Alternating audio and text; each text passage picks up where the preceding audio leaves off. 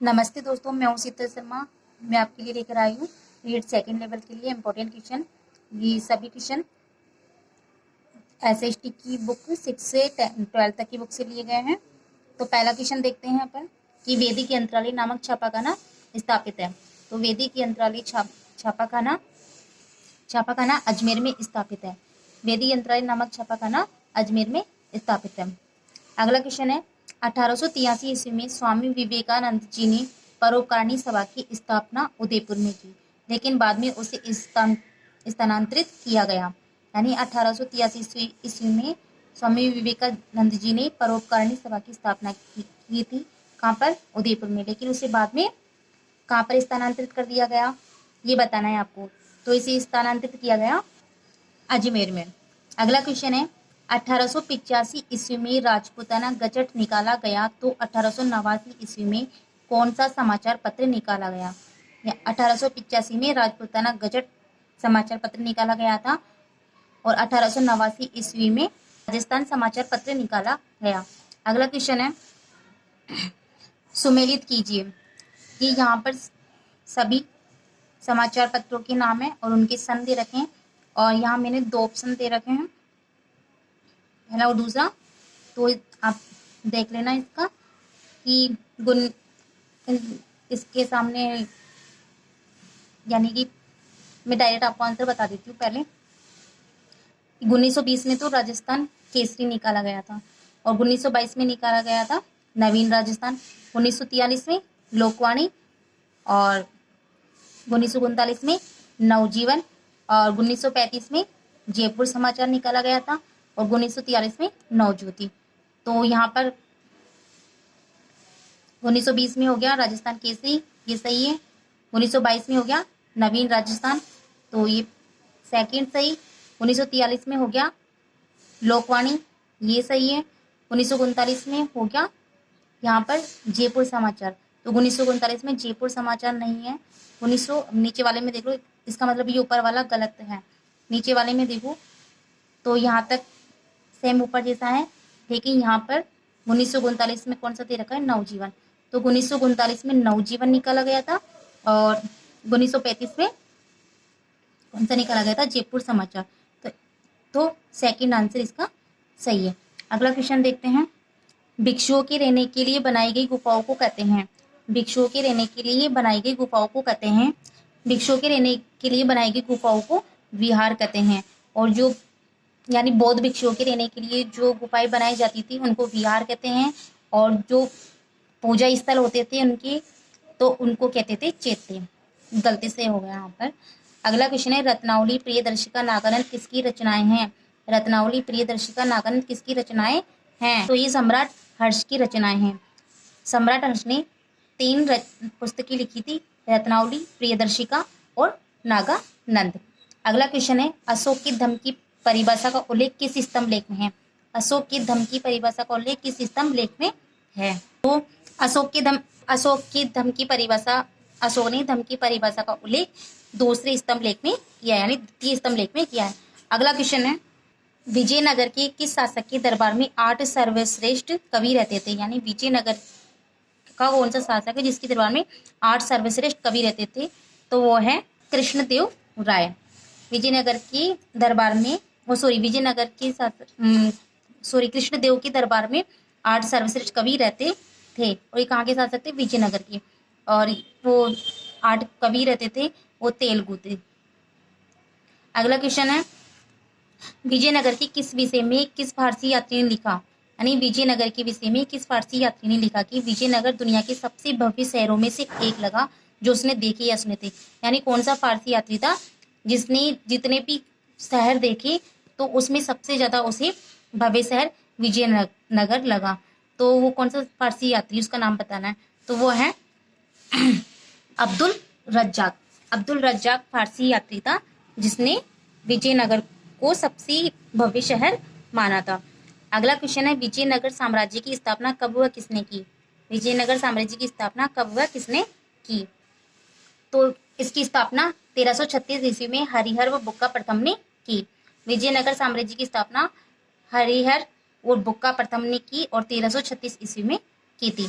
अगला क्वेश्चन है 1336 ईस्वी में हरिहर फर्स्ट यानी हरिहर प्रथम और बुक्का के द्वारा स्थापित वंश को कहते हैं। यानी 1336 ईस्वी में हरिहर ने और बुक्का ने जो वंश की स्थापना की थी, उस वंश को क्या कहते हैं? उस वंश को क्या कहते हैं? उस वंश को संगम वंश कहते हैं। और संगम हरिहर और बुक्का की पिता का नाम था। संगम किसका नाम था? हरिहर और बुक्का के पिता का नाम था, और उन्हीं के नाम से उन्होंने संगम वंश की स्थापना की थी। अगला क्वेश्चन है, वेदमार्ग प्रतिष्ठापक की उपाधि धारण की। वेदमार्ग प्रतिष्ठापक की उपाधि धारण की। वेदमार्ग प्रतिष्ठापक की उपाधि बुक्का प्रथम ने धारण की। वेदमार्ग प्रतिष्ठापक की उपाधि बुक्का प्रथम ने धारण की। अगला क्वेश्चन है कि किसके शासनकाल में इटली का यात्री निकोलो कांटी विजयनगर की यात्रा पर आया? किसके शासनकाल में इटली का यात्री निकोलो कांटी विजयनगर की यात्रा पर आया?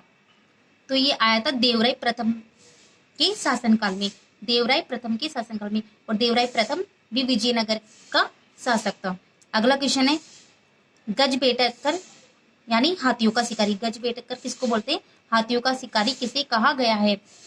हाथियों का शिकारी किसे कहा गया है? तो हाथियों का शिकारी देवराय द्वितीय को कहा गया है। हाथियों का शिकारी देवराय द्वितीय को कहा गया है। अगला क्वेश्चन है, किसने नागलपुर नामक नए नगर की स्थापना तथा हजारा एवं विठल स्वामी नामक मंदिर का निर्माण कराया?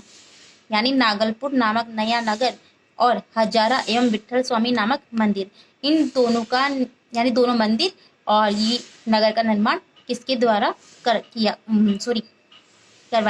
गया? तो इसका आंसर है कृष्णदेव राय। कृष्णदेव राय विजयनगर का शासक था, और इसने नागलपुर नामक नगर और हजारा एवं विठल स्वामी नामक मंदिर का निर्माण करवाया था।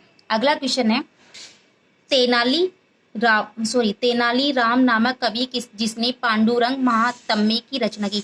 देखो, तेनाली राम कवि था और उसने पांडुरंग महात्म्य नामक एक रचना की थी। तो यह तेनालीराम किसके दरबार में रहता था? तो तेनालीराम कृष्णदेव राय के दरबार में रहता था। तेनालीराम कृष्णदेव राय के दरबार में रहता था, और तेनालीराम कृष्णदेव राय के दरबार में रहता था। और ये जो तेनालीराम है उसकी तुलना अकबर के दरबारी बीरबल से की गई है। तेनालीराम की तुलना किससे की गई है?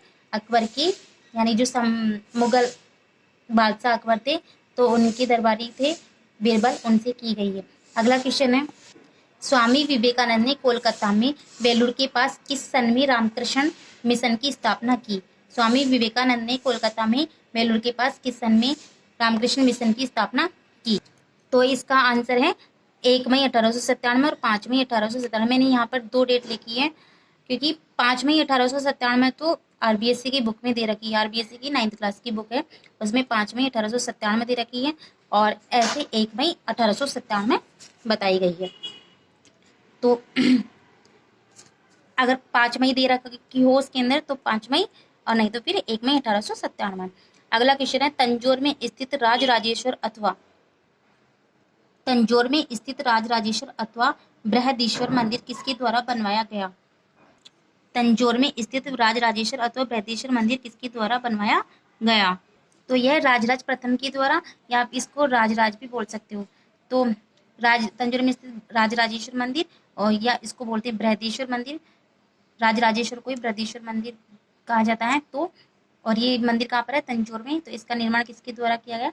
राजराज प्रथम के द्वारा या राजराज के द्वारा। अगला क्वेश्चन है, किसने तंजौर के बृहदीश्वर मंदिर के विमान को भारतीय वास्तुकला का निकष माना है? यानी तंजौर में यानी किसने तंजौर में स्थित